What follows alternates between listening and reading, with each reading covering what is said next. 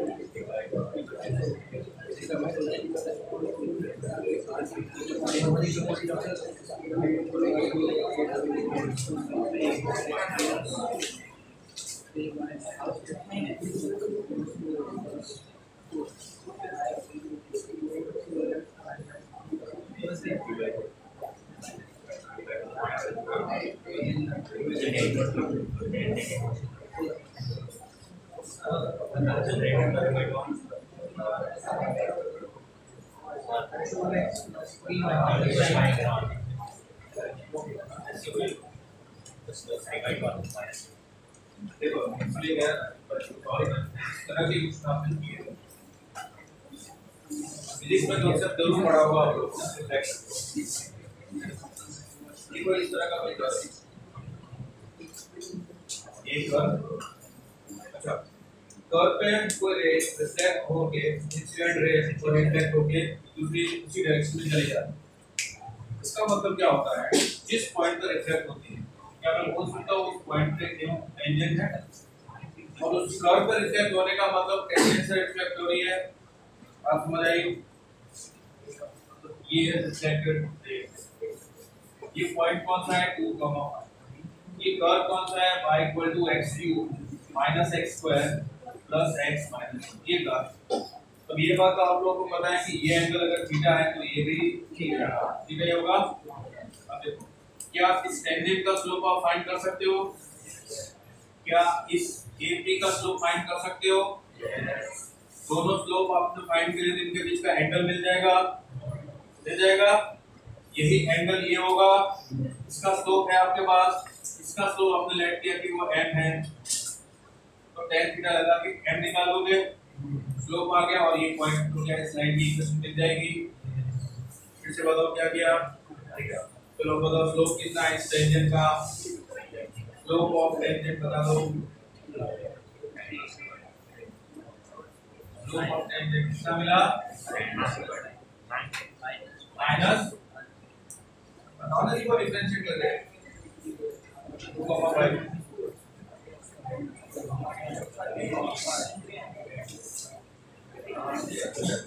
इसे जल्दी बोल के टेंजेंट का स्लोप कैसे फाइंड करना, 9 आएगा, ये स्लोप ऑफ टेंजेंट। अच्छा कैसे फाइंड किया, किसी को डाउट है? टेंजेंट का स्लोप कैसे फाइंड करते हैं, इसको डिफरेंशिएट करेंगे, जिस पॉइंट पे टेंजेंट का स्लोप चाहिए फिर वो पॉइंट इसमें पुट करेंगे, ठीक है। तो dy/dt बहुत सारे लोगों को नहीं पता, dy/d है 3x² - 2x + 1।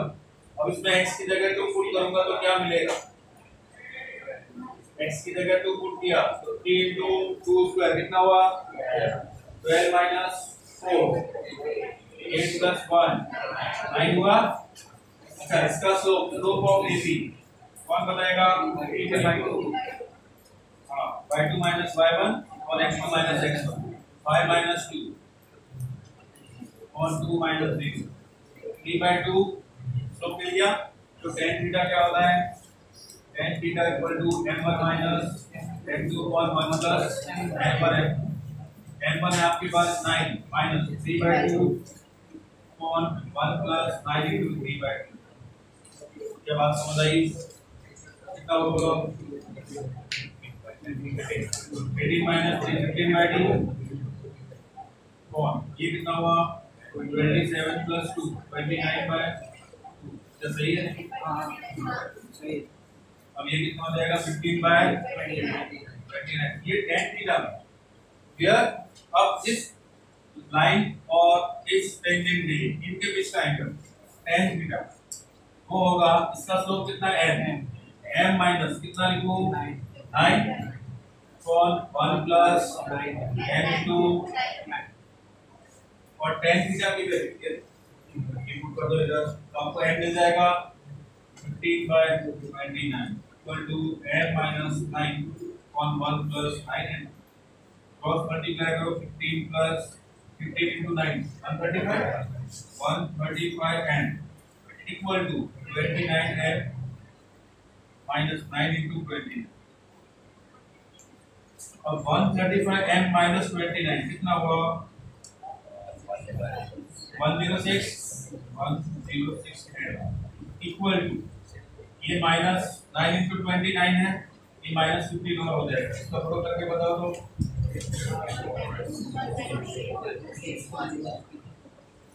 सही है ना, -15 तो -15 और हो जाएगा तो -2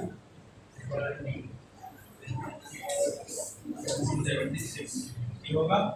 अब n कितना होगा बोलो, -276/106 2 से कैंसिल हो रहा है, ये कितना हुआ 53 और ये कितना हुआ 138। ये m की वैल्यू, क्या m की वैल्यू प्लस माइनस आएगी क्या, आएगी ना। tan थीटा का फॉर्मूला ये होता है ना, आपको पता है क्यों, क्योंकि दो लाइन के बीच का एंगल अगर ये है, ये एंगल है तो दूसरा 180 माइनस थीटा होता है, ये भी दोनों लाइन के बीच का एंगल होता है 180 माइनस थीटा माइनस होता है। तो जब भी दो लाइन के बीच का एंगल आप इस फॉर्मूले से फाइंड करोगे तो प्लस माइनस के साथ ही हमेशा, ठीक है। अगर आपने प्लस लेके सॉल्व किया है तो सारा प्लस। अब ये आपको मिल गया क्या, n कितना मिला -138 by 53। किसी को डाउट? अब मुझे लाइन की बता दो, y माइनस कितना लिखूं,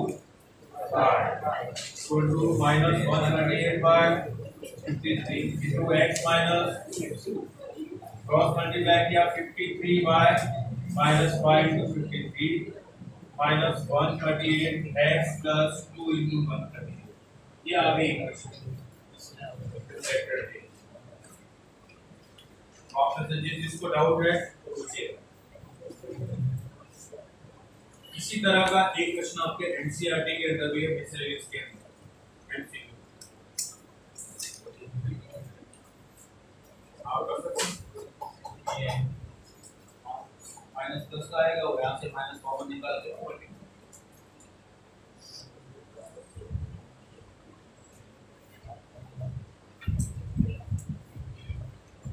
तो यहाँ पे इतना चेंज आएगा कि 3/2 माइनस 9 होता है, तो माइनस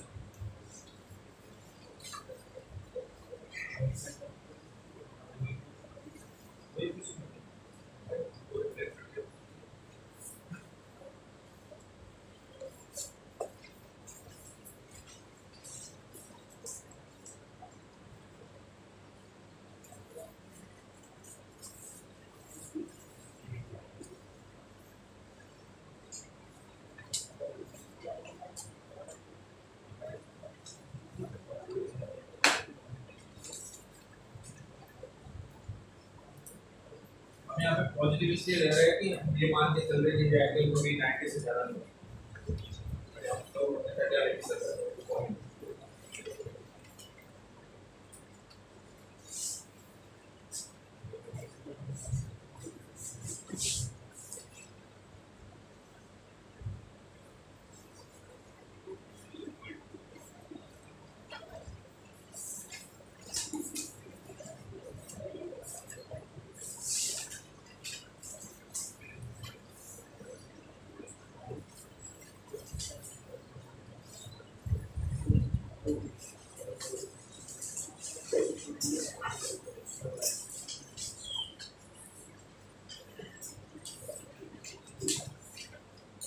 देखिए दोनों क्लास में मैं आपको एनसीईआरटी करवाऊंगा 6.5 6.4 तक तो हो गई थी ना। ऐसा एक भी बच्चा नहीं जिसकी 6.4 तक डाउट है, नहीं है ना। 6.5 के बहुत सारे क्वेश्चन तो मैं करवा दूंगा, जो रिमेनिंग क्वेश्चन है वो सारे करवा दूंगा। फिर मिसलेनियस वो क्वेश्चन तो वाले ये रिपोर्ट चल रहा है उस तरह के सारे उसके बाद ही आप लोग अपने एनसीईआरटी के सॉल्यूशन बना के रखना और आपको बोर्ड की प्रैक्टिस के लिए एमसीक्यू भी देने वाला हूं सबको, वो भी आपको अच्छे से बनानी है, ठीक है। जेईई की प्रैक्टिस उन्हीं लोगों को मिलेगी जो करना चाहते हैं, बोर्ड वाले प्रैक्टिस तो सबको करना है, एक ही प्रैक्टिस है तुमको जो करना चाहते हैं जो करके दिखाएंगे उसी तरह हम बता देंगे। अगर ले जाते प्रैक्टिस इधर तो ले लेंगे।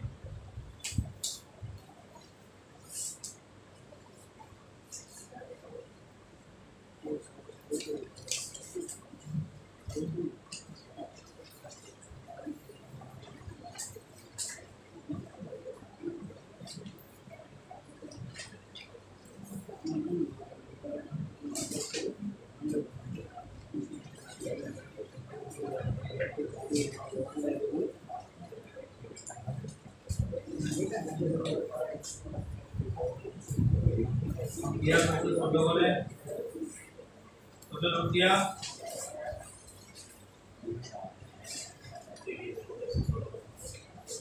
क्या पूछा है, बस तो ध्यान से देखो तो find the possible value of p such that equation exactly one such। इसका मतलब क्या कि ये दो कर्व है वो सिर्फ एक पॉइंट पे इंटरसेक्ट करेंगे या टच करेंगे, ये इसका मीनिंग है।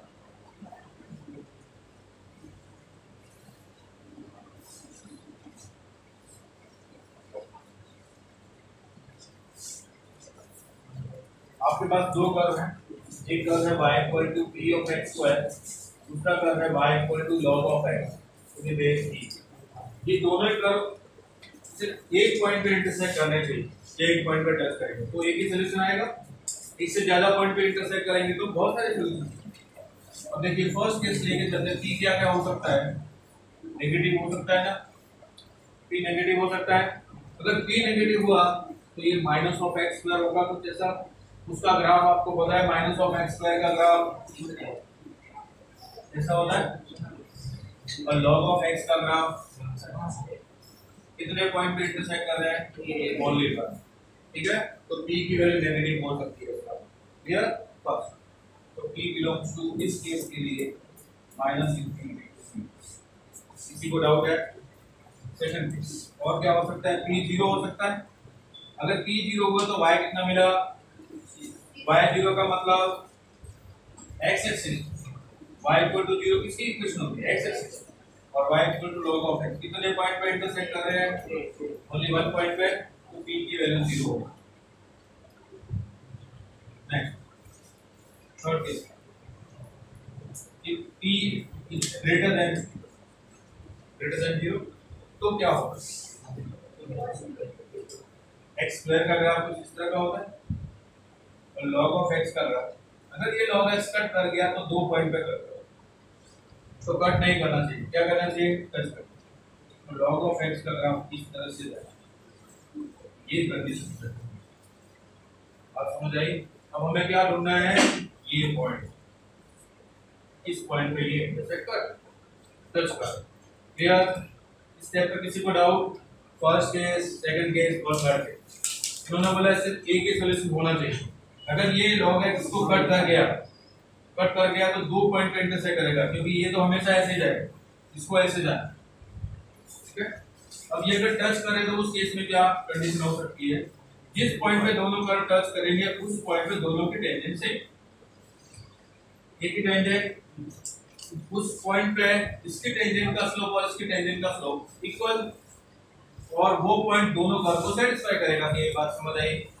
हम लोग ये लेट करके चलते हैं कि ये पॉइंट है x1, y1, ध्यान से देखना, x1, y1, तो क्या कंडीशन होगी, y1 equal to px1 square, इस कर्व को सेटिस्फाई करेगा।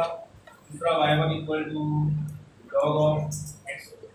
नंबर 3, इस x1 y1 पे इसका स्लोप, कोई बताएगा इसका स्लोप क्या होगा, dy by dx at point x1 y1, बोलो क्या मिलेगा, 2px1, और इसका slope dy by dx x1 y1 1 by x1। क्या ये दोनों स्लोप इक्वल होंगे? इक्वल होके क्या मिलेगा आपको, 2px1 equal to 1 by x1। तो x1 स्क्वायर कितना हुआ, ये x1 स्क्वायर, ये x1 स्क्वायर की वैल्यू यहाँ पुट कर दूं, x1 स्क्वायर की वैल्यू, तो y1 कितना मिलेगा,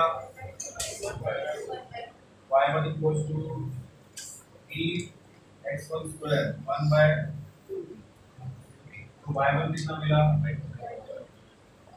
अगर आपके पास y1 की वैल्यू तो क्या आप x1 निकाल सकते हो, ये 1/2, तो x1 कितना मिलेगा, e रेज़ टू 1/2, ये x1 यहाँ पुट करोगे तो p मिल जाएगा। बात समझ आ रही है? आपके पास y1 की वैल्यू आपसे ढूंढनी, y1 की वैल्यू यहाँ पुट कर दो, तो x1 होगा e रेज़ टू y1, ये रहा x1 e raise to y1, y1 की वैल्यू, तो x1 कितना हुआ, e रेज़ टू 1/2। अब ये यहाँ पे पुट कर दो, यहाँ से देखो कितना बचेगा, x1 square e raise to 1/2 का square equal to 1/3। e raise to 1/2 का स्क्वायर कितना होता है, e, तो e इक्वल टू कितना मिला, तो p कितना मिला, p मिल गया। जिस पॉइंट पे ये दोनों का टच करेंगे वहां पर p की वैल्यू होगी 1/3। क्लियर? तो अब बताओ इसके एक ही सॉल्यूशन होने के लिए p क्या क्या हो सकता है, t belongs to -infinity to 0 close interval, क्या ये सही है, यूनियन 1/2p, ये है p। अब बताओ किस किस का डाउट,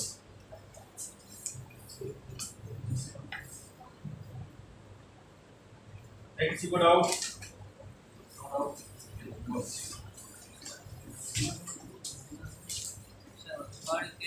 बात का समझा। हाँ, थर्ड केस का मतलब है कि दोनों कर्व टच करेंगे। जिस पॉइंट पे दोनों कर्व टच करेंगे वो पॉइंट इन दोनों कर्व पे होगा। वो पॉइंट हमने लेट किया कि x1 y1, तो x1 y1 इस पे भी होगा और इस पे भी होगा। तो इस पे है तो y1 इक्वल टू px1 इस पे है तो y1 equal to log x1। Clear? और उस पॉइंट से अगर टेंजेंट पास होए तो वो इस कर्व की भी टेंजेंट होगी और इस कर्व की। तो इसकी टेंजेंट का स्लोप ये रहा उस पॉइंट पे 2px1, इसकी टेंजेंट का स्लोप ये रहा। दोनों एक ही टेंजेंट है तो स्लोप इक्वल होगा, तो इसको इक्वल किया, ये मिल गई। तो आपके पास तीन इक्वेशन हो गई, 1 2 और ये 3। इन तीनों को सॉल्व करके और निकालो जैसे सॉल्व।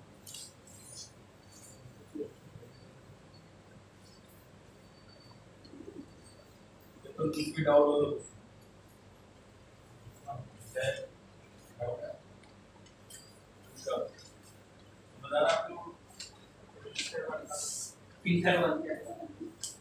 ये माइनस इंफिनिटी टू 0 ओपन इधर क्लोज इंक्लूड हो जाएगा और ये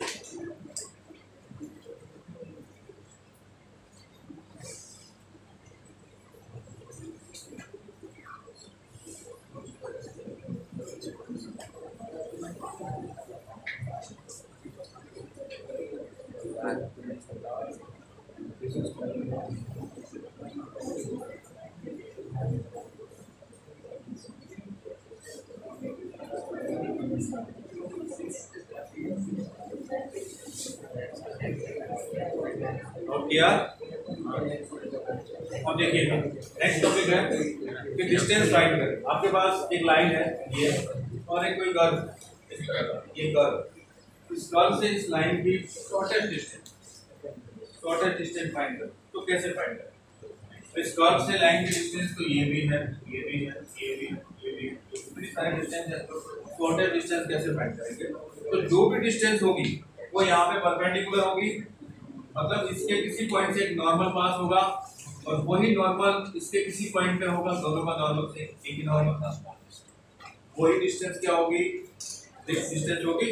अब करना क्या है, ये जो पॉइंट है इस पे आपको एक टेंजेंट ड्रॉ, और इस टेंजेंट ड्रॉ करने के बाद यहाँ से एक नॉर्मल पास करना, और ये नॉर्मल की लाइन से जो डिस्टेंस है वही शॉर्टेस्ट डिस्टेंस। अब करेंगे कैसे? लाइन की इक्वेशन आपको पता है, गिवन है। इस पे कोई पॉइंट आप लेट कर दो अपनी तरफ से x1 y1, उस पे dy by dx फाइंड करो, फिर स्लोप फाइंड करो किसका? नॉर्मल की इक्वेशन आ जाएगी, नॉर्मल की इक्वेशन आ गई। उसके बाद इस पॉइंट की इस लाइन से डिस्टेंस d, इससे एक फॉर्मूला है पॉइंट और लाइन का, ax1 ay1 plus c whole square root of a स्क्वायर, ऐसा फॉर्मूला है ना। उससे ये डिस्टेंस फाइंड करो और d आ गया, d डिस्टेंस, फिर उसको क्या करो? मैक्सिमम मिनिमम फाइंड कर लो, डिफरेंशिएशन करो वन टाइम। डिफरेंशिएशन करने के बाद उसको जीरो पुट करोगे तो आपको क्रिटिकल पॉइंट्स मिलेंगे, उन पॉइंट्स में मैक्सिमम भी हो सकता है और मिनिमम भी। डबल डेरिवेटिव फाइंड करने के बाद चेक करो किस पे मैक्सिमम किस पे मिनिमम, जिस पे मिनिमम है वही आपकी शॉर्टेस्ट डिस्टेंस। बात समझ आई? तो ये इस तरह की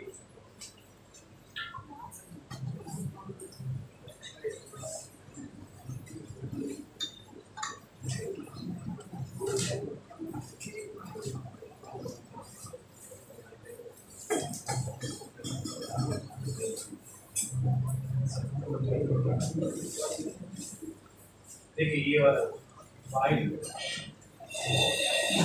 शॉर्टेस्ट डिस्टेंस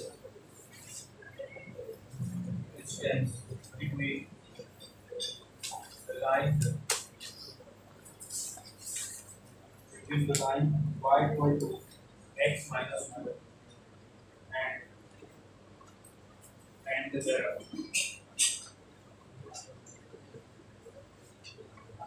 तो जो है बोला y is equal to x square plus 3x plus 2.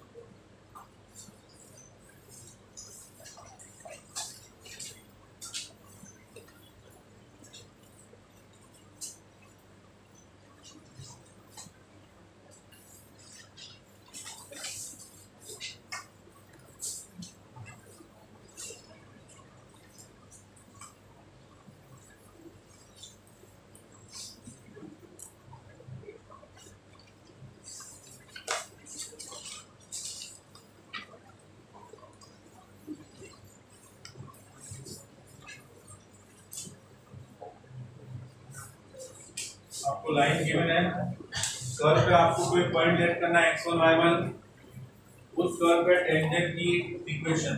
अच्छा, ये जो टेंजेंट बनी है वो इस लाइन के पैरेलल होगी, तभी इनके बीच में शॉर्टेस्ट डिस्टेंस आएगी। तो इस टेंजेंट का आप स्लोप कैसे फाइंड करोगे? dy/dx eight point x1 y1 वो किसके इक्वल पुट करोगे? इस लाइन के स्लोप के इक्वल। तो आपको x1 y1 मिल जाएगा, बस x1 y1 मिल गया, पॉइंट मिल गया, फिर डिस्टेंस फॉर्मूला यूज कर लो, ऐसे मिल जाएगा। मैक्सिमम मिनिमम फाइंड करने की जरूरत ही नहीं।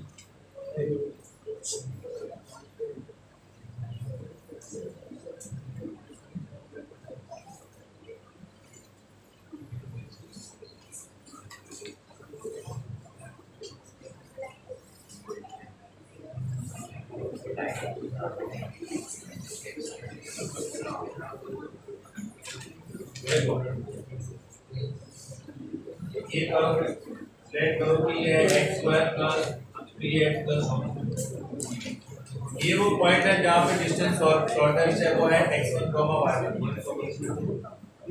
ये वो लाइन है y equal to x minus. तो यहाँ पे शॉर्टेस्ट डिस्टेंस होगी, तो यहाँ पे एक टेंजेंट बनेगी जो बिल्कुल इसके पैरेलल हो, तभी डिस्टेंस शॉर्टेस्ट आता है। अब इस पॉइंट पे इसका स्लोप dy/dx कितना होगा? 2x plus 3 and dy/dx at point x1 y1 कितना मिलेगा? 2x1 plus 3। अब ये स्लोप इस लाइन के स्लोप के इक्वल होगा। इस लाइन का स्लोप कितना है? 1। तो इसको 1 के इक्वल पुट कर दूं तो x1 कितना मिला? -1। अगर x1 -1 है तो y1 -1 का स्क्वायर प्लस 3 -1 प्लस 2, ये मिल जाएगा 1 -3 प्लस 2 -1, पॉइंट मिल गया। पॉइंट मिल गया तो लाइन से पॉइंट की डिस्टेंस x - y - 2 = 0 और पॉइंट ये रहा -1, 3। ये 11th क्लास वाला फॉर्मूला यूज करें तो a(x1) a का मतलब तो 1 है, x1 का मतलब -1 -0 -2 और स्क्वायर रूट ऑफ 1 का स्क्वायर प्लस -1 का स्क्वायर, ये आ गया आपका डिस्टेंस। देखो डिस्टेंस फॉर्मूला यूज किया।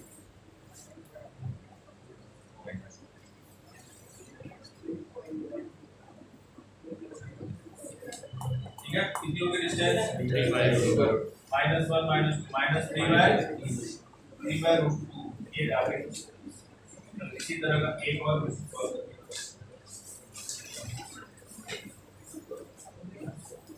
find the point on the curve, find point on the curve, इससे आपको पॉइंट फाइंड करना है। 3x² minus 4y² equal to 72, which is nearest to the line 3x plus 2y plus 44।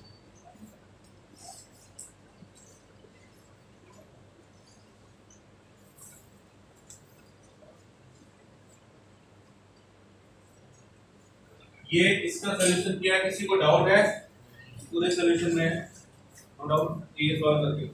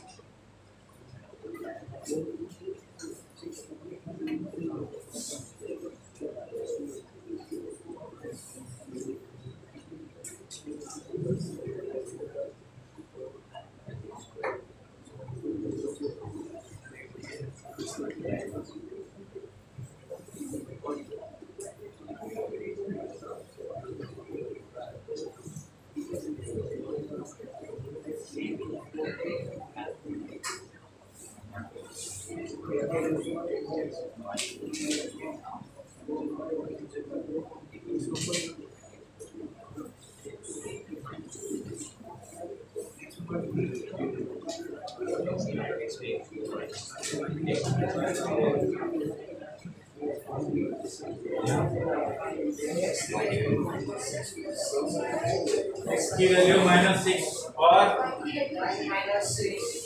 y x की value -6 और y की value 3। ये है ये है देखो आप लोग कहीं भी देखो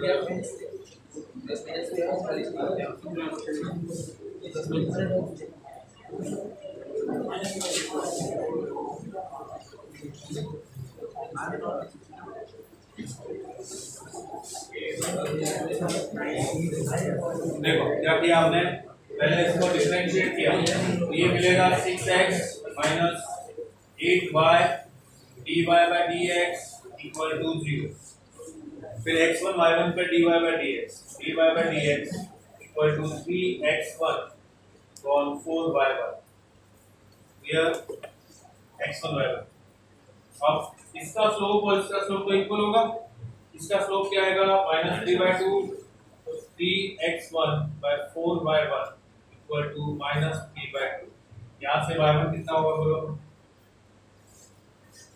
y1 या x1 कोई भी एक वैल्यू फाइंड करो और उसको पुट कर दो। x1 -2y1 ये मिला, ये वाली वैल्यू को पुट कर दो तो अब पे जाएगा point x1 square -4 x1 square की जगह आ जाएगा 4y1 3 into 4y1 square -4y1 square equal to 72। ये हो गया 12 - 4 8y1 स्क्वायर इक्वल टू 72। तो y1 स्क्वायर इक्वल टू 9। तो y1 कितना 3 प्लस माइनस 3 ये y1 ठीक है। अब जैसे ही y1 पुट करोगे इसके अंदर तो x1 कितना मिलेगा x1 -2 into -3 तो x1 कितना हुआ -6 तो -6/3 x1 कितना -6/3 और दूसरा पॉइंट दो पॉइंट है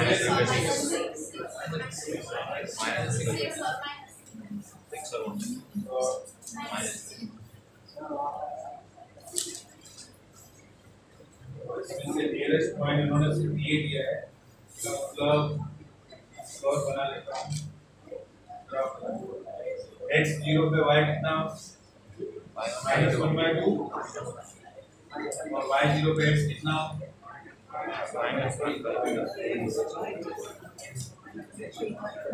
y0 है तो x अब इससे नियरेस्ट पॉइंट 0 है -6 और -6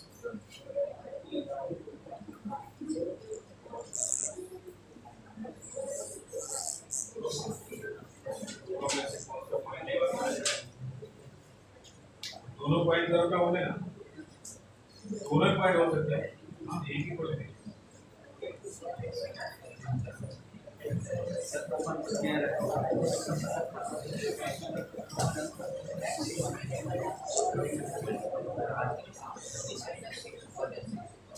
-6,3 एक ही पॉइंट है लाइन। अच्छा डिस्टेंस निकाल के ये line dx plus 2y plus 1 equals to 0। एक पॉइंट है अपने पास -6,3 डिस्टेंस देखो तो कितनी मिल रही है 3 into -6 plus 2 into 3 plus 1 upon square root of 9 plus 4 ये हो जाएगा -18 plus 6 -12 plus 1 -12 11 by root 13। दूसरा point 6, -3 3 into 6 plus 2 into -3 plus 1 ये हो जाएगा 18 minus 6 18 minus 6 कितना हुआ 12 plus 1 13 by square root of तो नियरेस्ट पॉइंट कौन सा ये वाला -6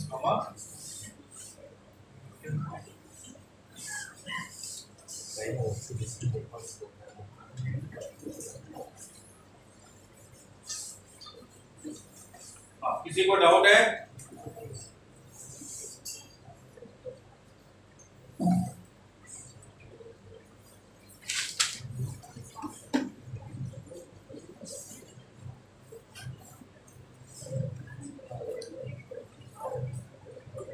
tangent and meaning point of the call tangent find करनी पड़ेगी पहले टेंजेंट फाइंड करो उसको टेंजेंट एक्स एक्सिस को किस पॉइंट पे कट करनी है वाई किस पॉइंट को कंप्लीट करना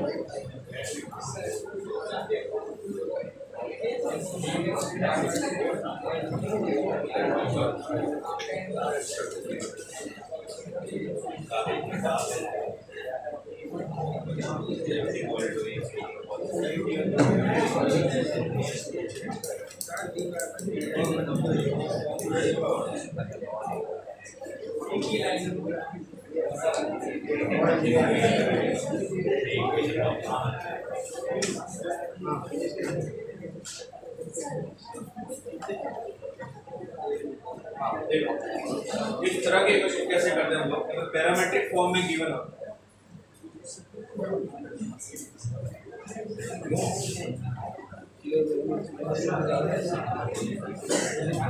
देखो कोई और अगर आपको पैरामीट्रिक फॉर्म में गिवन है x equal to f of t और y equal to g of t, ये गिवन है, तो उसके टेंजेंट की इक्वेशन किसी पर्टिकुलर पॉइंट पे होती है y माइनस y1। अब y1 क्या होगा, ये इक्वालिटी है ना g of t equal to dy by dx, dy by dx का मतलब dy by dt और dx by into x minus x1 का मतलब ये है, ये हो जाएगा y minus g of t equal to dy by dt मतलब g डैश t और f dash t into x minus f of t, ये होती है टेंजेंट की पैरामीट्रिक फॉर्म।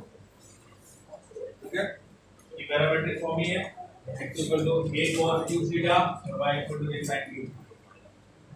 तो अब देखिएगा टेंजेंट की इक्वेशन y माइनस क्या लिखो बोलो a sin q equal to उसका डिफरेंशिएशन dy by dt, कौन बताएगा dy by dt क्या होगा,